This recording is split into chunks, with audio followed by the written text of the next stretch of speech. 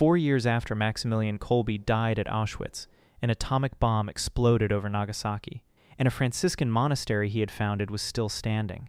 But that is not where this story begins. In 1930, long before the world knew his name, Father Maximilian Kolbe left Poland and traveled to Japan. He arrived in Nagasaki with almost no money and very little knowledge of the Japanese language. His mission was simple: use modern media to bring people to Christ through the Immaculate Virgin Mary.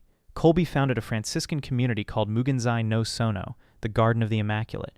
He established a printing press and began publishing a Japanese edition of his Catholic magazine, Seibo no Kishi, the Night of the Immaculate. Nagasaki was already unlike almost anywhere else in Japan.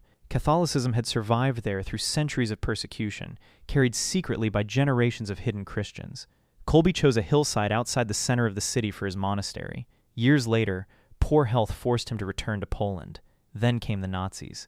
In 1941, Kolbe was imprisoned at Auschwitz. When another prisoner was selected to die by starvation, Kolbe stepped forward and offered his own life in the man's place. He was killed on August 14th. Then, almost exactly 4 years later, on August 9th, 1945, the atomic bomb devastated Nagasaki. Tens of thousands died. The heart of Nagasaki's Catholic community was shattered.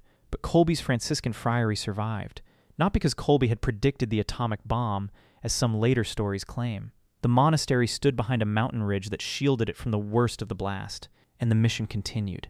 The printing press continued. The friars continued. The man who had used media to spread the gospel in Japan was gone, but what he built was still speaking. Saint Maximilian Kolbe's feast day is August 14th.